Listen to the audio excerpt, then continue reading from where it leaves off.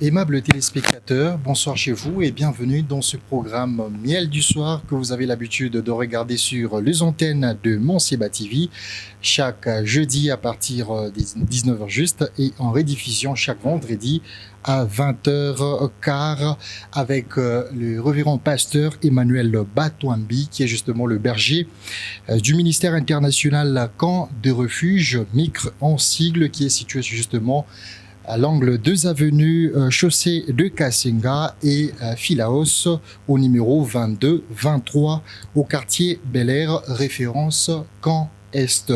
Nous sommes exactement à Lubumbashi dans la province du Haut-Katanga en République démocratique du Congo. Bienvenue et nous disons merci à toute l'équipe technique qui nous permet d'arriver jusque chez vous pour consommer cette nourriture spirituelle, cette nourriture vespérale dans ce programme Miel du soir. Le révérend pasteur Emmanuel Batouambi est déjà avec nous sur ce plateau. Nous sommes en train de l'accueillir et lui dire bonsoir, révérend. Bonsoir, révérend Shadrach. Merci, j'ai dit Amen. Vraiment. Vous allez bien? Oui, le Seigneur nous fait grâce, nous allons bien. Alors, nous sommes très contents de vous recevoir ce soir pour le compte de ce programme spécial Miel du soir. Merci. Alors, la fois dernière, vous étiez en train d'exploiter justement le 3 degrés d'inspiration prophétique.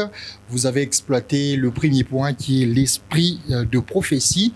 Je crois bien qu'aujourd'hui, nous allons entamer le deuxième point qui n'est autre que le don de prophétie. Merci beaucoup, révérend Shadrach.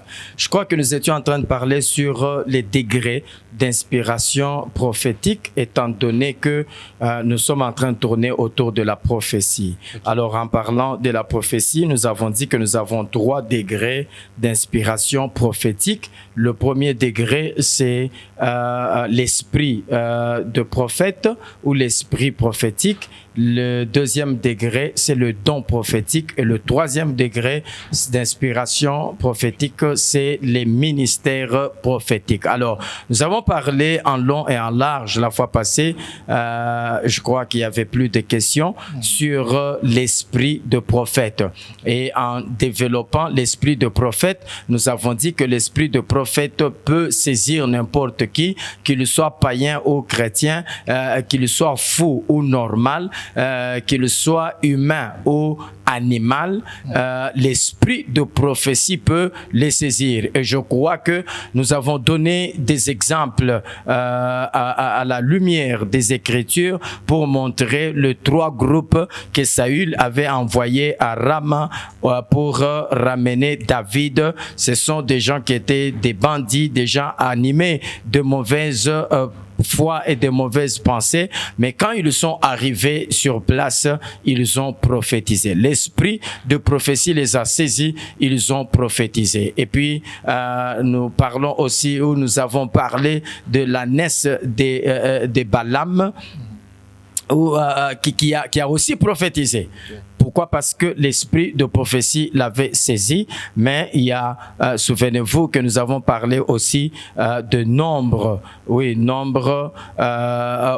on nous montre l'exemple, je crois que c'est Nombre chapitre 11, le verset 25, où Dieu devait prendre l'esprit qui était sur Moïse et les placer sur 70 anciens pour qu'ils puissent aussi porter la charge ou la responsabilité avec lui. Mais il y a 2 messieurs, Beldad et Eldad, qui étaient restés dans le camp et l'esprit les avait aussi saisis, alors que lorsqu'ils étaient restés dans le camp, c'était une sorte ou une forme d'une désobéissance, mais l'esprit est allé aussi le toucher pour montrer que l'esprit de prophétie peut toucher tout le monde. Et quand l'esprit de prophétie touche tout le monde, frère Shadrach, cela ne veut pas dire que tout celui sur qui l'esprit de prophétie peut reposer, il est prophète ou on doit l'appeler prophète.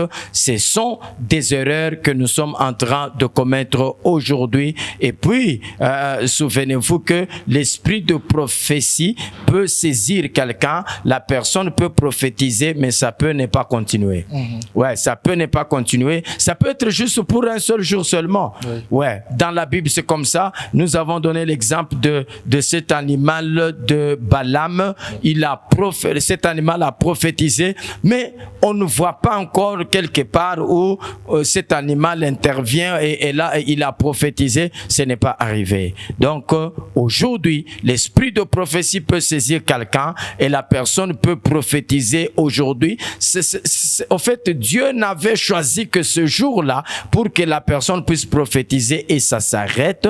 Mais nous maintenant, étant peut-être dans l'ignorance de ce qui se passe ou n'ayant pas suffisamment de la connaissance sur la manifestation de la prophétie, nous pouvons continuer à appeler ou considérer cette personne comme étant un prophète pendant que ce n'était qu'un seul jour que Dieu l'avait utilisé comme étant prophète. Je ne sais pas s'il y avait encore une question sur l'esprit de prophétie. Bon, je pense que c'est les résumés de ce que vous avez exploité la fois dernière. Ok. Alors aujourd'hui, nous allons essayer de toucher ce deuxième point, Ok. qui est le don de prophétie. Très bien. Le don de prophétie. Là, nous prenons une écriture parce que nous ne pouvons pas évoluer sans écriture. Okay. 1 Corinthiens chapitre 12. 1 Corinthiens chapitre 12. Nous pouvons prendre peut-être le verset 4 pour aller vite. Le verset 4. Mhm. Il y a diversité de dons, Ok. mais le même esprit. Mhm. Diversité de ministères, Mhm. mais le même Seigneur. Diversité d'opérations, mais le même Dieu qui opère tout en tous. Très bien. Or, à chacun, la manifestation de l'esprit est donnée par l'utilité Ok. commune. Vous voyez un peu ça, Frère Shadrach. C'est donné, donc la manifestation, les dons ici sont donnés pour l'utilité commune.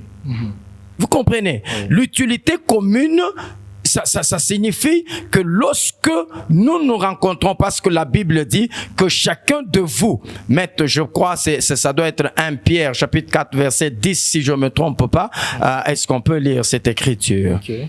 1 Pierre, chapitre 4, le verset 10e. Je pense que ça doit être ça.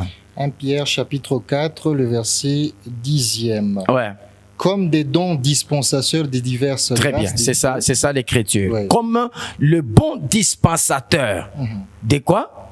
des diverses grâces des dieux. Oui.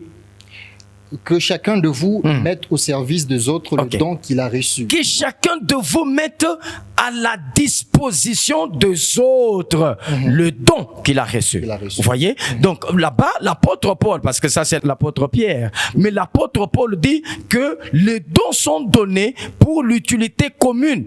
Ça signifie que je ne détiens pas le don pour moi-même. Ouais. Vous ne détenez pas le don pour vous-même, mais le don doit profiter aussi aux autres. Alors, les débuts de cette écriture, lorsque vous prenez le verset, en fait, le verset 4, là, nous sommes à 1 Corinthiens chapitre 12. Quand nous prenons le verset 4, la Bible dit ceci, qu'il y a diversité de dons. Vous voyez ça? Il y a diversité de dons. Ça signifie que il n'y a pas, frère Shadrach, il n'y a pas que les dons de prophétie. Exactement. Et c'est ce qui m'étonne aussi, c'est que les gens ne cherchent que les dons de prophétie. C'est vrai.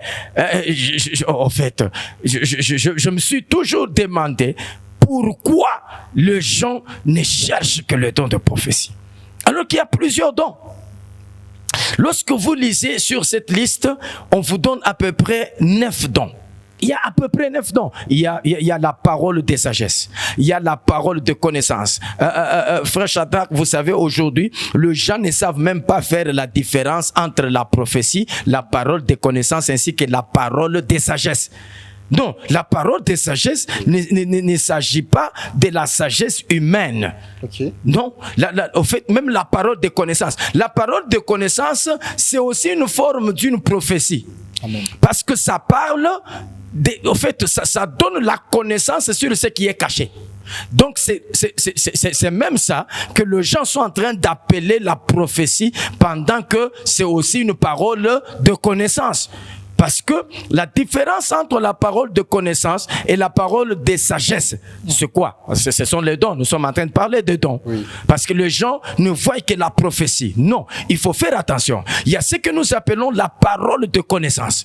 La parole de connaissance, c'est quoi? Je peux vous dire que voilà, frère Shadrach, le Seigneur est en train de me dire que hier, tu as reçu $200 de quelqu'un. C'est une parole de connaissance. J'ai la connaissance de ce qui s'est passé dans votre vie. Et je révèle ça. Vous voyez? Mais donc les gens ne parlent que de prophétie. Vous voyez? Maintenant, c'est quoi la parole de sagesse? Parce qu'on doit connaître la différence entre la parole de connaissance et la parole de sagesse. Okay. Maintenant, la parole de sagesse, c'est quoi? La parole de sagesse va vous orienter sur ce que vous pouvez faire avec cet argent que vous avez eu hier. Ok, amen.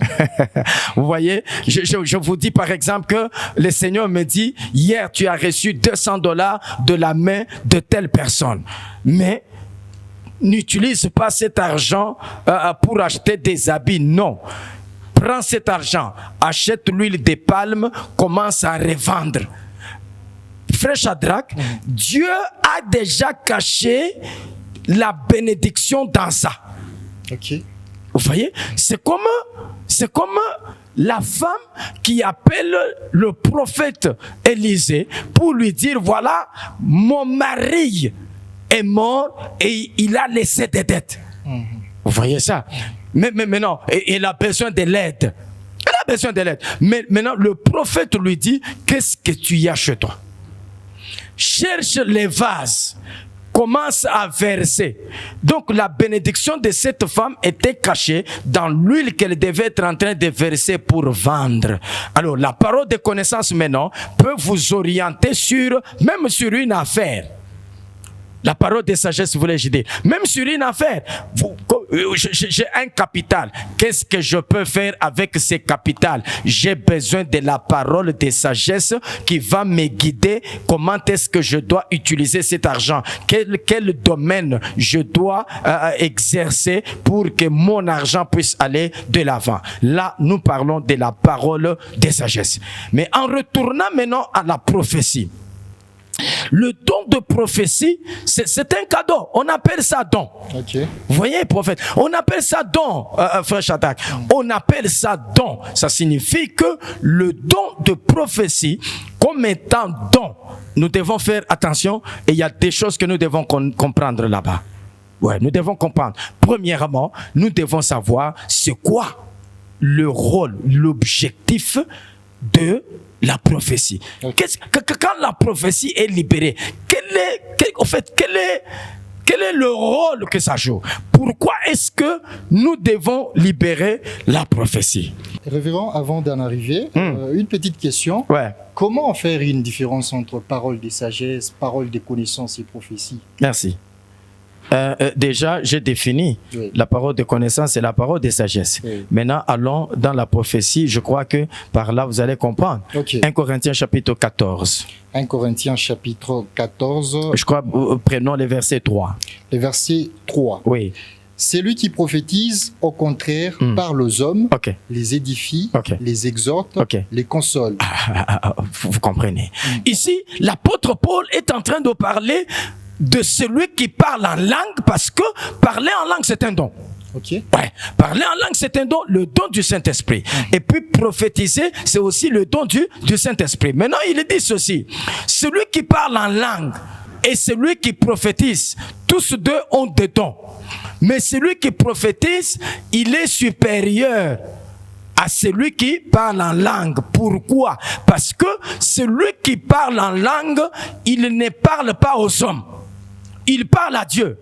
Frère Shadrach, c'est aussi une ignorance que les gens ont aujourd'hui et des lacunes dans la maîtrise des dons spirituels. Vous savez que normalement, lorsqu'on parle de parler en langue, les parler en langue, premièrement, j'ai déjà entendu quelqu'un me dire, moi, papa, est-ce que vous ne pouvez pas aussi m'apprendre à parler en langue? Et j'ai vu des gens qui se prennent là-bas, vont, voilà, allons à la montagne, je vais t'apprendre comment parler en langue. Ouvre la bouche, dis rabababa, non, mais frère Shadrach, c'est même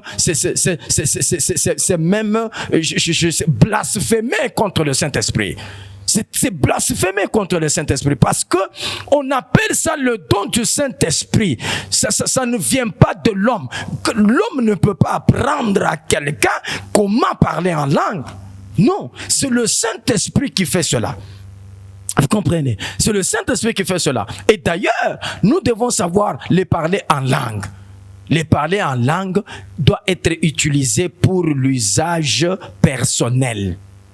Pour l'usage personnel, je ne peux pas être en groupe en train de... Au fait, ça peut arriver que je puisse, pendant que nous sommes en train de prier, que je puisse parler en langue. Nous le faisons, mais en réalité, on doit plus, je souligne, on doit plus parler en langue quand on prie seul que lorsqu'on prie en groupe. Okay. Oui, quand on prie à l'église, on doit beaucoup plus parler par l'intelligence ou prier par l'intelligence que parler en langue.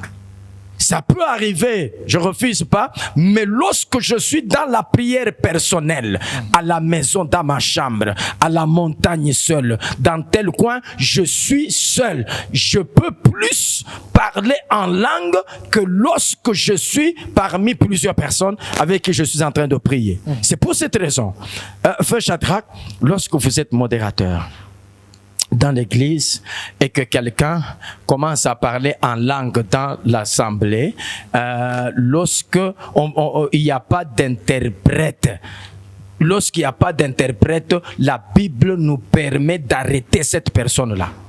On peut arrêter la personne parce que la personne ne nous édifie pas. Celui qui parle en langue, il s'édifie lui-même. C'est pour cette raison que l'apôtre Paul dit, celui qui prophétise, il est supérieur à celui qui parle en langue. Pourquoi? Parce que il parle aux hommes. Quand il parle aux hommes, qu'est-ce qu'il fait? Le verset 4. C'est lui qui parle la langue, s'édifie lui-même. C'est lui qui prophétise, édifie l'église. Il édifie l'église. Qu'est-ce qu'il fait? Allez-y. Le verset 5, je désire que vous parliez tous en langue. Non, nous revenons au verset 3. Au verset 3. Ouais. C'est lui qui prophétise, au contraire, parle aux hommes, les édifie, les exhorte, les console. Voilà le rôle. Okay. Voilà l'objectif, le rôle que doit jouer la prophétie, frère Shadrach. La prophétie joue ces trois rôles. Okay. Premièrement, la prophétie vient pour édifier. Okay. Deuxièmement, la prophétie vient pour exhorter. Et troisièmement, la prophétie vient pour consoler. Je répète, la prophétie joue trois rôles dans la vie de quelqu'un, de celui qui la reçoit. La prophétie vient pour édifier, pour exhorter et pour consoler. Voilà le rôle que joue la prophétie dans la vie de celui qui la reçoit. Vous voyez ça? Donc, nous devons maintenant comprendre, quand je donne la prophétie, quel est le rôle qui accompagne ma prophétie? C'est pour exhorter, c'est pour consoler ou c'est pour édifier? Ça, c'est très important. Voilà, ce n'est pas pour rien que l'apôtre Paul est en train de parler de ces choses. Voilà, il est en train de parler de ces choses pour que les gens puissent comprendre qu'il y a un problème.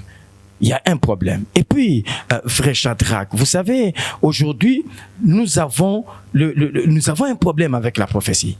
Nous voulons aujourd'hui, quand je donne la prophétie à quelqu'un, je dois nécessairement pousser la personne à croire et à accepter. Non, frère Shadrach, la prophétie ne s'impose pas. Amen.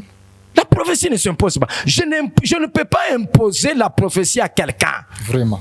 Est-ce que nous pouvons prendre une écriture, frère Shadrach? Prenons un peu une écriture en 1 Thessaloniciens. 1 Thessaloniciens. 1 Thessaloniciens chapitre 5. Chapitre 5. Prenons le verset 19. Le verset 19. Ouais. Le verset 19 nous dit Mm. N'éteignez pas l'esprit, Mm. ne méprisez pas le prophétie, Mm. mais examinez toutes choses, retenez ce qui est bon.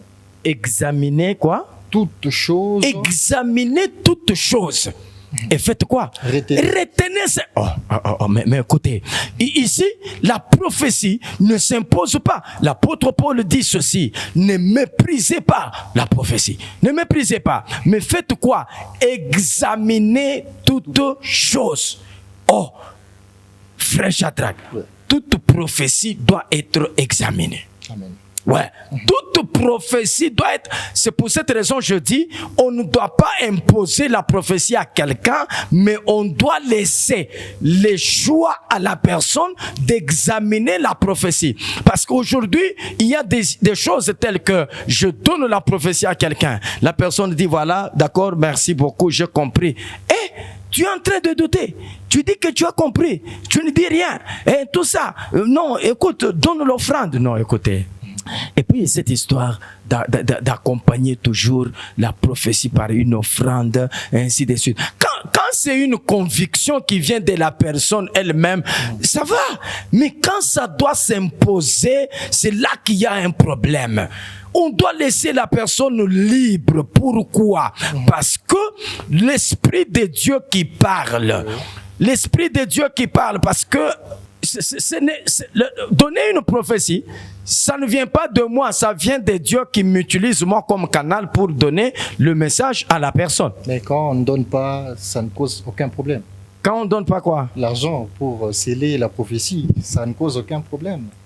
Quand on ne donne pas l'argent. Oui. Mais c'est pour cette raison que les montagnes sont pleines maintenant des prophètes. Il faut quand il était même en route maintenant. Vraiment. Même en route. Mhm. Même en route. Mhm. Prenons toujours cette écriture-là. Mhm. Prenons cette écriture. C'est le chapitre 14. 1 Thessaloniciens, Non, nous rentrons en 1 Corinthiens. 1 Corinthiens, Ouais. 1 Corinthiens 14. 1 Corinthiens 14, Prenez le verset 2. le verset 2. Mhm. En effet, celui qui parle en langue Ouais. ne parle pas aux hommes, Mhm. mais à Dieu, Oui. car personne ne le comprend, Mhm. et c'est en esprit qu'il dit des mystères. OK. Le verset Ok. 3, Oui. ceux qui prophétisent, au contraire, parlent aux hommes, Mhm. les édifient, Mhm. les exhortent, Mhm. les consolent. Et le verset 5, le verset 4 plutôt, Oui. c'est lui qui parle en langue s'édifie. Prenez carrément le verset 5. Le verset 5, Oui. je désire que vous parliez tous en langue, mais encore plus, vous prophétisiez. Celui qui prophétise est plus grand que celui qui parle en langue, OK. à moins que ces derniers n'interprètent. À moins qu'on interprète. Quand il n'y a pas d'interprétation, on arrête. Vous voyez? Oui. Continuez. Non, prenons maintenant le verset 12e. Le verset 12e, Oui. la Bible nous dit, de même vous, Mhm. puisque vous aspirez aux dons spirituels, que ce soit pour l'édification de l'Église, que vous cherchez à en posséder abondamment. Que ça soit pour... Que ce soit pour l'édification de l'Église, que vous cherchez à en posséder abondamment. Que ça soit pour l'édification de l'Église. Mhm. Que ce soit pour l'édification de l'Église, mais quand je me tiens en route, je vois quelqu'un en train de passer. Hey, papa, attends d'abord. Pendant que tu étais en train de passer, j'ai vu frère Shadrach. Vous savez, quand il y a pas vraiment l'ordre dans ces choses, c'est tout un problème. Et aussi, l'Église doit être enseignée par rapport à ces choses. L'Église doit être enseignée. Quelqu'un qui est mature, il n'est pas emporté par n'importe quel vent de doctrine. Vraiment. C'est tout le monde qui t'arrête en route. Voilà, j'ai vu. Quand tu es en train de venir, j'ai vu. Quand tu es en train de passer, j'ai entendu. On ne refuse pas. Dieu peut utiliser quelqu'un sur la route. Mais pourquoi ce prophète, lui, il ne fonctionne que sur la route? C'est ça le problème. Pourquoi lui n'est que au désert, au Djangwa? Pourquoi lui n'est que à la montagne? Mais l'église, on dit que ça soit pour l'édification de l'église. De l'église. Parce que, frère Shadrach, nous avons l'église comme corps de Christ, oui, et nous avons aussi l'église comme étant l'assemblée locale. Ouais. C'est très important. Vraiment. Et moi, je crois que les dons devaient beaucoup plus s'exercer aussi dans l'assemblée locale. Amen. Dans l'assemblée locale. Normalement, dans l'assemblée locale. C'est ainsi que l'apôtre Paul dit que le don soit pour l'édification de l'église. Et puis ce don de prophétie, nous devons examiner. Laissez le choix aux gens d'examiner ce que vous avez dit. Voilà. On doit examiner ce que vous avez dit. On ne t'impose pas.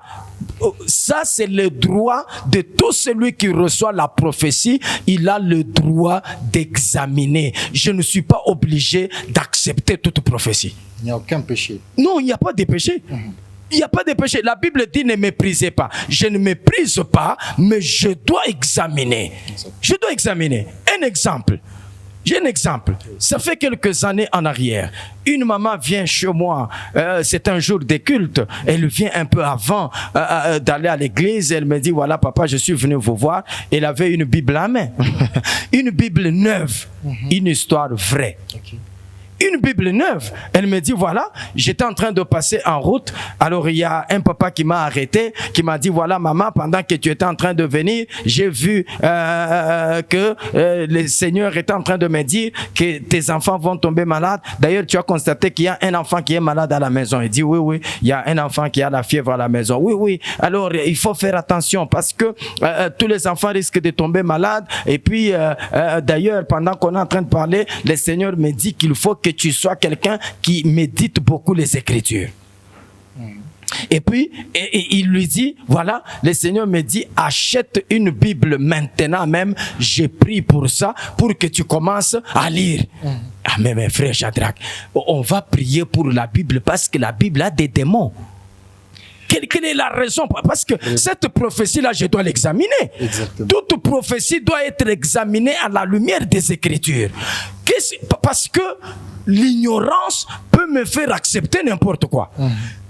La femme est allée, elle a même acheté la Bible. Elle amène, c'est devant l'Ipamou. Elle achète la Bible, elle amène. Le prophète prend la Bible et lui dit, non, non, pour prier pour cette Bible, il faut mettre quelque chose. Elle prend un billet de 1000 francs, elle met là-bas. Il dit, non, non, il faut faire comme David. David avait pris 5 pierres. David avait pris 5, histoire vraie. David avait pris 5 pierres pour tuer Goliath. Toi aussi, il faut mettre 5 billets. Alors, la maman prend 5 billets, elle met dans la Bible. Et puis le papa prend la Bible, il commence à mettre dans son sac. Ils ont commencé à se tirailler. Ouais. Au centre-ville. Vraiment. Vous comprenez? Alors, ça signifie que, premièrement, cette maman ne devait pas aller acheter la Bible si elle était suffisamment enseignée et instruite. Si elle avait la connaissance des Écritures, elle ne pouvait pas aller acheter la Bible pour faire quoi? Pour qu'on prie sur ça. Donc, la prophétie doit être examinée. Et quand la prophétie est examinée, ça c'est le droit de tout celui qui reçoit la prophétie.